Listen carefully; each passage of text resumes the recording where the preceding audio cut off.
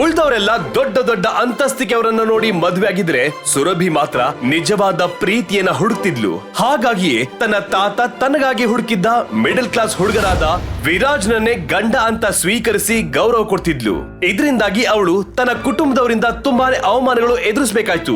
ಅವಳು ಒಂದು ಕಂಪನಿಯಲ್ಲಿ ಒಳ್ಳೆ ಕೆಲಸಕ್ಕೆ ಸೇರ್ಕೊಂಡು ಕೈ ತುಂಬಾ ಸಂಪಾದಿಸ್ತಿದ್ಲು. ಆದ್ರೆ ವಿರಾಜ್ ಮಾತ್ರ ಬಿಸ್ನೆಸ್ ಮಾಡೋಕೆ ಹೊರಟು ಹಲವಾರು ಬಾರಿ ಲಾಸ್ ಆಗಿದ್ದ. ಅದರಿಂದ ಅವನು ತುಂಬಾನೇ ನೊಂದು ಹೋಗಿದ್ದನು. ಅಷ್ಟೇ ಅಲ್ಲ, ಇದು ಸುರಭಿ ಮತ್ತು ಅವನ ನಡುವೆ ಸಣ್ಣ ಬಿರುಕನ್ನು ಮೂಡಿಸಿತ್ತು. ಇದೇ ಅವಕಾಶವನ್ನ ಬಳಸಿಕೊಂಡು ಅವರಿಬ್ಬರನ್ನ ಬೇರ್ಪಡಿಸಬೇಕೆಂದು ಅವರ ಕುಟುಂಬದವರು ಕಾಯ್ತಾ ಇದ್ರು.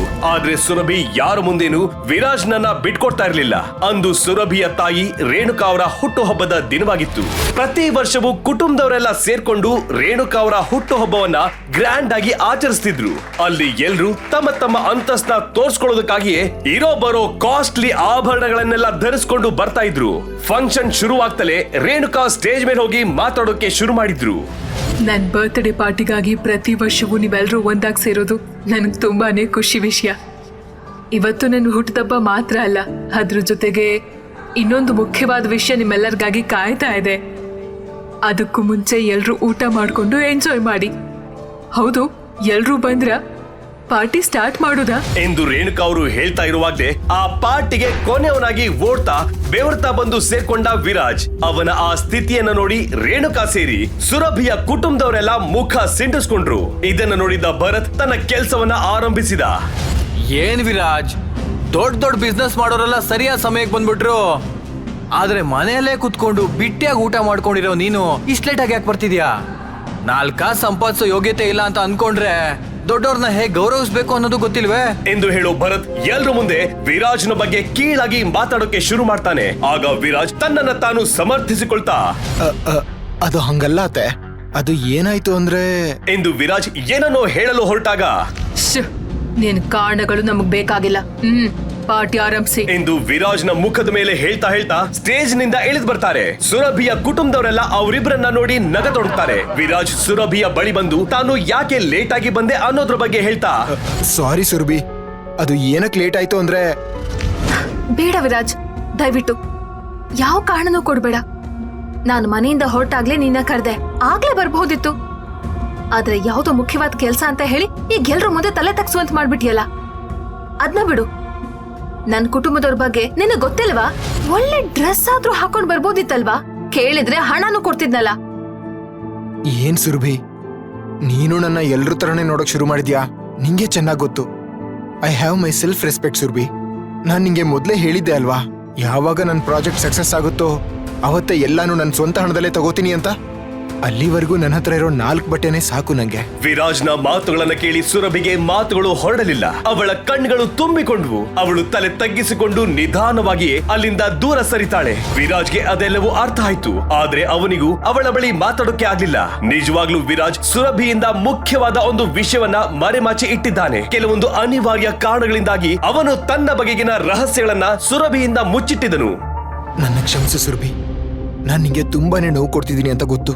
ಆದ್ರೆ ಇದಕ್ಕೆಲ್ಲ ಬೇಗನೆ ಅಂತ್ಯ ಬರುತ್ತೆ.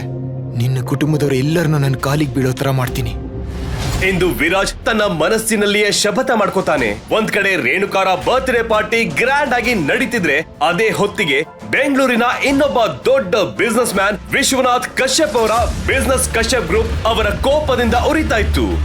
ಏನ್ ನಡೀತಾ ಇದೆ ಇಲ್ಲಿ? ಎಷ್ಟು ಅಂತ ನಿಮ್ಗೆ ಟೈಮ್ ಕೊಡೋದು? ಅವನನ್ನ ಬೇಗ ಹುಡುಕಿ ಕಂಡು ಹಿಡಿಬೇಕು. ಎಲ್ರು ಏನ್ ಮಾಡ್ತಾ ಇದಾರೆ ಅಂತ ನನಗೆ ಅರ್ಥನೇ ಆಗ್ತಾ ಇಲ್ಲ.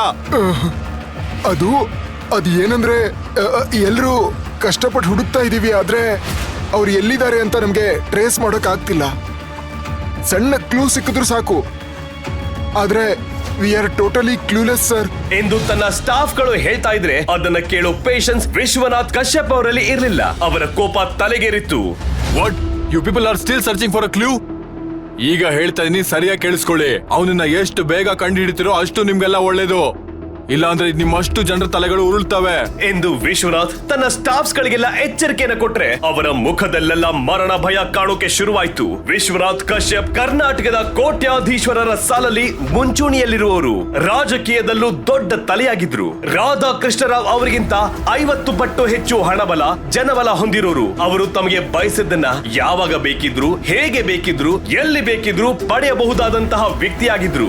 ಆದ್ರೆ ಇಷ್ಟೊಂದು ಬಲಶಾಲಿಯಾಗಿರೋ ವ್ಯಕ್ತಿ ಈಗ ಯಾರನ್ನ ಹುಡುಕಾಡ್ತಿದ್ದಾರೆ, ಅವರ ಈ ಸ್ಥಿತಿಗೆ ಕಾರಣ ಏನು ಎಂದು ಅವರ ಸ್ಟಾಫ್ಸ್ ಗಳಲ್ಲಿಯೇ ತುಂಬಾ ಪ್ರಶ್ನೆಗಳಿದ್ವು. ಇತ್ತ ರೇಣುಕಾ ಅವರ ಪಾರ್ಟಿಯಲ್ಲಿ ವಿರಾಜ್ ಯಾರ ಜೊತೆನೂ ಸೇರಿಕೊಳ್ಳದೆ ತಾನೇ ಸಪರೇಟ್ ಆಗಿ ಒಂದು ಟೇಬಲ್ ನಲ್ಲಿ ಕೂತ್ಕೊಂಡಿದ್ದ. ಅಲ್ಲೇ ದೂರದಲ್ಲಿ ಬೇಸರದಿಂದ ನಿಂತ್ಕೊಂಡಿರೋ ತನ್ನ ಹೆಂಡತಿಯನ್ನು ನೋಡಿ ಇದಕ್ಕೂ ಮೇಲೆ ಸುಮ್ನಿರೋದು ಒಳ್ಳೇದಲ್ಲ. ಸೀದಾ ವಾಶ್ರೂಮ್ಗೆ ಹೋಗಿ ಅಲ್ಲಿ ಕನ್ನಡಿ ಮುಂದೆ ನಿಂತ್ಕೊಂಡ. ಕನ್ನಡಿ ಮೇಲೆ ಕಾಣ್ತಿದ್ದ ಆ ಸ್ವರೂಪ ತೀರಾ ಭಯಾನಕವಾಗಿತ್ತು. ಕೆಂಪು ಕಣ್ಗಳು, ದೇಹದಿಂದ ಹರಿತಿರೋ ಆ ತೀಕ್ಷ್ಣ ಬೆಳಕು ಸೂರ್ಯನನ್ನೇ ತಂದು ಭೂಮಿಯಲ್ಲಿ ಇಟ್ಟಂಗಿತ್ತು. ಅವನು ಕಣ್ಮುಚ್ಚಿ ಏನೇನೋ ಮಂತ್ರ ಹೇಳ್ಕೊಂಡು ಕೈ ಎತ್ತಿದ. ಅವನ ಅಂಗೈಯಲ್ಲಿ ಹೊಗೆ ಮೂಡಿತು. ಆ ಹೊಗೆಯಿಂದ ಒಂದು ರಹಸ್ಯ ಮೊಬೈಲ್ ಮತ್ತು ಚಿಪ್ ಆಚೆ ಬಂತು. ಆ ಚಿಪ್ ಅನ್ನ ಆ ಮೊಬೈಲ್ಗೆ ಹಾಕಿ ಆಕ್ಟಿವೇಟ್ ಮಾಡ್ತಾರೆ. ಕೆಲವೇ ಕ್ಷಣಗಳಲ್ಲಿ ಆ ಮೊಬೈಲ್ ನಿಂದ ಕೆಲವೊಂದು ಡಾಕ್ಯುಮೆಂಟ್ಸ್ ಗಳು ಪ್ರೋಸೆಸ್ ಆಗೋದಕ್ಕೆ ಶುರುವಾಯ್ತು. ಆಗ ಕಶ್ಯಪ್ ಗ್ರೂಪ್ ನಲ್ಲಿ ಭೂಕಂಪವೇ ಶುರುವಾಯ್ತು. ಸರ್ ಸರ್ ತುಂಬಾ ಇಂಪಾರ್ಟೆಂಟ್ ವಿಷಯ. ಏನು ಏನಾಯ್ತು? ಸರ್, ನಾವು ಇಲ್ಲಿವರೆಗೂ ಹುಡುಕ್ತಾ ಇದ್ದವನು ಸಿಕ್ದ. ಏನ್ ಹೇಳ್ತಾ ಇದೀರಾ? ಎಲ್ಲಿದ್ದಾನೆ ಅವನು? ಈಗ್ಲೇ ಅವನನ್ನ ಇಲ್ಲಿ ಕರ್ಕೊಂಬನ್ನಿ. ಸರ್, ಅವನು ಸಿಕ್ದ ಅಂದ್ರೆ ಇನ್ನು ಎಲ್ಲಿದ್ದಾನೆ ಅನ್ನೋದು ಗೊತ್ತಿಲ್ಲ. ಆದ್ರೆ ಅವನ ಅಕೌಂಟ್ಸ್ ಎಲ್ಲ ಮತ್ತೆ ಆಕ್ಟಿವ್ ಆಗಿದೆ. ಟ್ರೇಸ್ ಮಾಡೋಕೆ ಶುರು ಮಾಡಿದೀವಿ. ಆದಷ್ಟು ಬೇಗ ಕಂಡುಹಿಡಿತೀವಿ ಎಂದು ಹೇಳ್ತಾರೆ.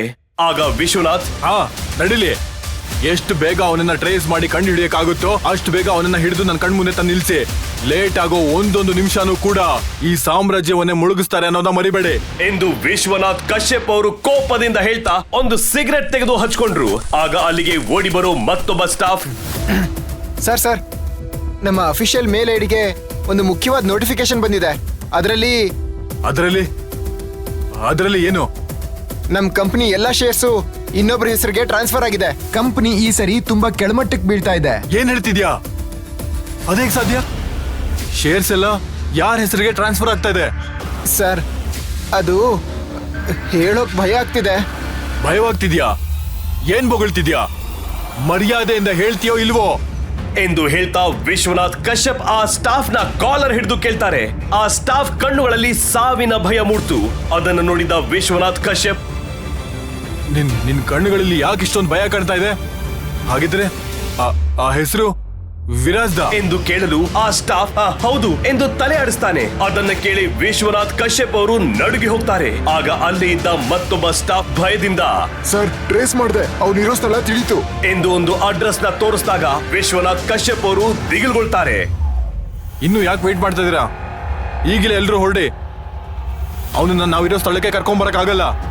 ನಾವೇ ಅವನಿರೋ ಸ್ಥಳಕ್ಕೆ ಹೋಗ್ಬೇಕು ಎಂದು ಹೇಳಿದ್ರು. ಮುಂದಿನ ಕೆಲವು ಕ್ಷಣಗಳಲ್ಲಿ ವಿಶ್ವನಾಥ್ ಕಶ್ಯಪ್ ಅವರ ಬಿಲ್ಡಿಂಗ್ ನಿಂದ 10 BMW ಕಾರ್ಗಳು ಸ್ಪೀಡ್ ಆಗಿ ಹೊರಟವು. ಆದ್ರೆ ಇದೆಲ್ಲದಕ್ಕೂ ಕಾರಣವಾಗಿದ್ದ ವಿರಾಜ್ ಏನು ಗೊತ್ತಿಲ್ಲದ ಅಮಾಯಕನಂತೆ ತನ್ನನ್ನ ತಾನು ನಾರ್ಮಲ್ ಮಾಡ್ಕೊಂಡು ಆ ಬರ್ತ್ಡೇ ಪಾರ್ಟಿಯಲ್ಲಿ ಕೂಲ್ ಆಗಿ ವೈನ್ ಕುಡಿತಾ ಇದ್ದ. ಅದನ್ನು ನೋಡಿದ್ದ ಭರತ್ ಅವನಿಗೆ ತೊಂದರೆ ಕೊಡೋಕೆ ಶುರು ಮಾಡ್ದ.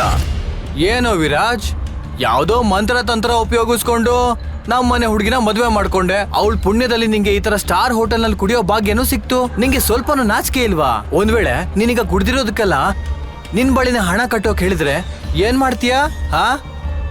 ಬೇರೇನ್ ಮಾಡ್ತಾನೆ? ಭಿಕ್ಷೆ ಬೇಡಿ ಬಿಲ್ ಕಟ್ತಾನೆ, ಅಥವಾ ಹೋಟೆಲ್ ಮ್ಯಾನೇಜರ್ ಕೈ ಕಾಲ್ ಹಿಡಿದು ಪಾತ್ರೆ ತೊಳ್ಕೊಂಡು ಬಿಲ್ ಕಟ್ತಾನೆ. ಅದು ಇಲ್ದಿದ್ರೆ ಅವನ್ ಹೆಂಡತಿ ಸುರಭಿ ಬಳಿ ನಾಚಿಕೆನೆ ಇಲ್ದೆ ಕೈ ಚಾಚಿ ಬೇಡ್ತಿದ್ದ.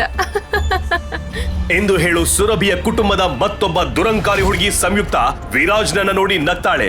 ಅವಳ ಜೊತೆ ಭರತ್ ಮತ್ತು ಅಲ್ಲಿದ್ದವರೆಲ್ಲ ನಗ್ತಾರೆ. ಆದರೆ ವಿರಾಜ್ ಮಾತ್ರ ಸ್ವಲ್ಪ ಕೂಡ ಕೋಪಗೊಳ್ಳಲಿಲ್ಲ. ಅದೇ ಸಮಯದಲ್ಲಿ ರೇಣುಕಾ ಅವರು ತಾವು ಬರ್ತ್ಡೇ ಪಾರ್ಟಿಯ ಶುರುವಲ್ಲಿ ತಿಳಿಸಿದ್ದ ಎಲ್ರಿಗೂ ಹೇಳ್ಬೇಕಾಗಿದ್ದ ಆ ಮುಖ್ಯವಾದ ವಿಷಯವನ್ನ ತಿಳಿಸಲು ಸ್ಟೇಜ್ ಹತ್ತುತ್ತಾರೆ. ಎಲ್ರಿಗೂ ನಮ್ ಕುಟುಂಬದ ಲೆಗಸಿಯ ಬಗ್ಗೆ ತಿಳಿದಿದೆ. ಈ ಲೆಗಸಿ ನನ್ನ ನಂತರವೂ ಇರ್ಬೇಕು. ಇದಕ್ಕಿಂತಲೂ ಹಲವು ಪಟ್ಟು ಮಿಗಿಲಾಗಿ ಬೆಳಿಬೇಕು. ಅದಕ್ಕೆ ನಾವೀಗ ಮಾಡ್ತಿರೋ ಬಿಸ್ನೆಸ್ ಮತ್ತೆ ಡೀಲ್ಗಳು ಮಾತ್ರ ಸಾಕಾಗಲ್ಲ. ಅದಕ್ಕಾಗಿ ತುಂಬಾ ವರ್ಷಗಳಿಂದ ಟ್ರೈ ಮಾಡಿ ಈಗ ಕಶ್ಯಪ್ ಗ್ರೂಪ್ ಜೊತೆ ಒಂದು ಪ್ರಾಜೆಕ್ಟ್ ಸೈನ್ ಮಾಡಿದ್ದೇನೆ. ಖಂಡಿತವಾಗಿಯೂ ನಮ್ ಶೇರ್ಸ್ ಗಳ ವ್ಯಾಲ್ಯೂ ಜಾಸ್ತಿ ಆಗುತ್ತೆ ಅನ್ನೋ ನಂಬಿಕೆ ಇದೆ. ಎಂದು ರೇಣುಕಾ ಅವರು ಹೇಳಿದಾಗ ಅಲ್ಲಿದ್ದವರೆಲ್ಲ ಆಶ್ಚರ್ಯಚಕಿತರಾದ್ರು. ಯಾಕಂದ್ರೆ ಕಶ್ಯಪ್ ಗ್ರೂಪ್ನವರು ಯಾವತ್ತೂ ಅಷ್ಟು ಸುಲಭವಾಗಿ ಯಾವುದೇ ಬಿಸ್ನೆಸ್ ಡೀಲ್ ನ ಒಪ್ಕೊಳ್ಳಲ್ಲ. ಈ ವಿಷಯ ಕೇಳಿ ಎಲ್ರಿಗೂ ತಮ್ಮ ಬಿಸ್ನೆಸ್ ಡೆವಲಪ್ ಆಗ್ತಿರೋದನ್ನ ಕೇಳಿ ತುಂಬಾನೇ ಖುಷಿಯಾಗಿತ್ತು. ಅದ್ರಲ್ಲೂ ಭರತ್ ಅದಾಗ್ಲೇ ತನ್ನ ಮನಸ್ಸಿನಲ್ಲಿಯೇ ಹಲವಾರು ಕನಸುಗಳನ್ನ ಕಟ್ಟಿಕೊಂಡ. ಆದ್ರೆ ಅಲ್ಲೇ ಮೂಲೆಯಲ್ಲಿ ಕೂತ್ಕೊಂಡಿದ್ದ ವಿರಾಜ್ ಮಾತ್ರ ಎಲ್ರನ್ನ ಸಣ್ಣಗೆ ಮುಗುಳ್ನಗ್ತಾ ನೋಡ್ತಿದ್ದ. ಆಗ ಯಾರು ಊಹಿಸಿರಲಾದಂತೆ ಆ ಸ್ಟಾರ್ ಹೋಟೆಲ್ ನ ಹೊರಗಡೆ ದೊಡ್ಡ ಕಲರವ ಏರ್ಪಟ್ಟಿತ್ತು. ವಿಶ್ವನಾಥ್ ಕಶ್ಯಪ್ ಅವರ ಕಾರುಗಳು ಅಲ್ಲಿಗೆ ಬಂದು ನಿಂತಿದ್ವು ಮತ್ತು ಅವರು ತಮ್ಮ ಸ್ಟಾಫ್ ಗಳ ಜೊತೆ ವೇಗವಾಗಿ ಹೆಜ್ಜೆ ಇಡ್ತಾ ಒಳಗ್ ಬರ್ತಾ ರೇಣುಕಾ ಅವರ ಬರ್ತ್ಡೇ ಪಾರ್ಟಿ ನಡೀತಿರೋ ಹಾಲ್ಗೆ ಬರ್ತಾರೆ. ಅವರನ್ನು ನೋಡಿ ರೇಣುಕಾ ಮತ್ತವರ ಕುಟುಂಬ ಆಶ್ಚರ್ಯಚಕಿತರಾಗಿ ನಿಂತ್ಕೊಂಡ್ರು. ಅಷ್ಟು ದೊಡ್ಡ ವ್ಯಕ್ತಿ ಇಲ್ಲಿಗೆ ಯಾಕೆ ಬಂದಿದ್ದಾರೆ ಅಂತ ಎಲ್ರಿಗೂ ಶಾಕ್ ಆಗಿತ್ತು. ಆದ್ರೆ ಒಂದು ನಿಗೂಢ ಕಾರಣಕ್ಕೆ ಆ ಕುಟುಂಬದ ಮುಖ್ಯಸ್ಥರಾದ ರಾಧಾಕೃಷ್ಣರಾವ್ ಮೂಕ ಪ್ರೇಕ್ಷಕರಾಗಿದ್ರು. ಆಗ್ಲೇ ರೇಣುಕಾ ಸೀದಾ ಸ್ಟೇಜ್ ನಿಂದ ಇಳಿದು ವಿಶ್ವನಾಥ್ ಎದುರಿಗೆ ನಿಂತು ಅತಿ ವಿನಯದಿಂದ, ವಿಶ್ವನಾಥ್ ಕಶ್ಯಪ್ ಸರ್, ನೀವ್ ಇಲ್ಲಿಗೆ ಬರ್ತೀರಾ ಅಂತ ನನ್ನ ಕನ್ಸ್ನಲ್ಲಿಯೂ ಅಂದ್ಕೊಂಡಿರ್ಲಿಲ್ಲ. ಈಗ ತಾನೇ ನಮ್ ಕಂಪನಿಗಳ ನಡುವೆ ನಡೆದ ಬಿಸ್ನೆಸ್ ಡೀಲ್ ಗಳ ಬಗ್ಗೆ ಅನೌನ್ಸ್ ಮಾಡಿದೆ. ಅಷ್ಟರಲ್ಲಿ ನೀವೇ ಇಲ್ಲಿಗೆ ಬಂದ್ಬಿಟ್ರಿ. ಈ ದಿನವನ್ನ ನಾನೆಂದೂ ಮರೆಯಲ್ಲ ಎಂದು ರೇಣುಕಾ ಅವರು ಹೇಳ್ತಾ ಇದ್ದಂತೆ ವಿಶ್ವನಾಥ್ ಕಶ್ಯಪ್ ಅವರು ತಮ್ಮ ಕೈ ಸನ್ನೆಯಿಂದ ತಾ ಮಾಡಿದ್ದು ಸಾಕು ನಿಲ್ಸಿ ಅಂತ ಹೇಳ್ತಾರೆ. ನೀವು ತಪ್ಪಾಗಿ ಯೋಚನೆ ಮಾಡ್ತಾ ಇದ್ದೀರಾ ರೇಣುಕಾ ಅವರೇ. ನಾನಿಲ್ಲಿಗೆ ಬಂದಿರೋದು ನಿಮ್ಮನ್ನ ನೋಡೋಕೋ ಅಥವಾ ನಿಮ್ಮ ಫಂಕ್ಷನ್ ನಲ್ಲಿ ಭಾಗಿಯಾಗೋದಕ್ಕೂ ಅಲ್ಲ. ನಾನಿಲ್ಲಿಗೆ ಬಂದಿರೋದು ವಿರಾಜ್ನ ಹುಡ್ಕೊಂಡು ಎಂದು ಅವರು ಗಂಭೀರವಾಗಿ ಹೇಳಿದಾಗ ಅಲ್ಲಿದ್ದವರೆಲ್ಲ ಭಯದಿಂದ ನಡುಗಿ ಹೋದ್ರು. ಸುರಭಿ ಆಶ್ಚರ್ಯದಿಂದ ತನ್ನ ಗಂಡ ವಿರಾಜ್ನ ಮುಖವನ್ನ ನೋಡ್ತಾಳೆ. ಭರತ್ ಅಂತೂ ಶಾಕ್ ನಿಂದಲೇ ನಿಂತಿದ್ದ. ಏನ್ ಹೇಳ್ತಿದ್ರ ವಿಶ್ವನಾಥ್ ಸರ್? ವಿರಾಜ ಅವನು ನೀವು ಹುಡ್ಕೊಂಡು ಬರುವಷ್ಟು ಅವನೇನ್ ದೊಡ್ಡ ವ್ಯಕ್ತಿಯಾ? ಹೇಳ್ತಿದ್ರೆ ನಾವೇ ಅವನನ್ನ ಕಳಿಸ್ತಿದ್ವಿ. ಹೌದು, ಅವನು ಯಾಕೆ ನೀವು ಎಂದು ರೇಣುಕಾ ಅವರು ಕೇಳಲು ವಿಶ್ವನಾಥ್ ಕಶ್ಯಪ್ ಅವರು ಅವರನ್ನ ಕೋಪದಿಂದ ನೋಡ್ತಾರೆ. ಆಗ ತನ್ನ ಟೇಬಲ್ ನಿಂದ ಸ್ಟೈಲ್ ಆಗಿ ಎದ್ದ ವಿರಾಜ್ ನಡ್ಕೊಂಡು ಬಂದು ವಿಶ್ವನಾಥ್ ಕಶ್ಯಪ್ ಅವರ ಮುಂದೆ ನಿಲ್ತಾನೆ. ಹಲವು ತಿಂಗಳುಗಳ ನಂತರ ವಿರಾಜ್ ನನ್ನ ನೇರವಾಗಿ ನೋಡ್ತಿದ್ದ ವಿಶ್ವನಾಥರ ದೇಹ ಕಂಪಿಸತೊಡಗಿತ್ತು. ಅವರು ವಿರಾಜ್ನ ಮುಂದೆ ಮಂಡಿಯೂರಿ ಅವನ 2 ಕೈಗಳನ್ನ ಹಿಡಿದು ಮುತ್ತ ನೀಡ್ತಾರೆ. ಇದನ್ನು ನೋಡಿದ ರೇಣುಕಾ ಅವರ ಕುಟುಂಬದವರೆಲ್ಲರೂ ಶಾಕ್ ಆದ್ರು. ಹಾಗಿದ್ರೆ ಯಾರು ಈ ವಿರಾಜ್? ವರ್ಷ ಪೂರ್ತಿ ಬರೀ 4 ಜೋಡಿ ಬಟ್ಟೆಗಳನ್ನೇ ಧರಿಸ್ತಿದ್ದ ವ್ಯಕ್ತಿಯ ಮುಂದೆ ಕರ್ನಾಟಕದ ಅತಿ ದೊಡ್ಡ ಬಿಸ್ನೆಸ್ ಗ್ರೂಪ್ ನ ಓನರ್ ಮಂಡಿಯೂರಿ ಕೂತಿದ್ಯಾಕೆ? ವಿರಾಜ್ನ ದೇಹದಲ್ಲಿದ್ದ ಆ ವಿಚಿತ್ರ ಶಕ್ತಿಯ ಹಿಂದೆ ಇರೋದು ಅವನ ವರ್ಷಗಳ ತಪಸ್ಸೋ ಅಥವಾ ಯಾವುದೋ ಮಾಯಾವಿ ಶಕ್ತಿಯ ಆಟವೋ? ಅವನ ಕೈಯಿಂದ ಮೂಡಿ ಬಂದಿರೋ ಆ ಸೀಕ್ರೆಟ್ ಚಿಪ್ ನ ರಹಸ್ಯವೇನು?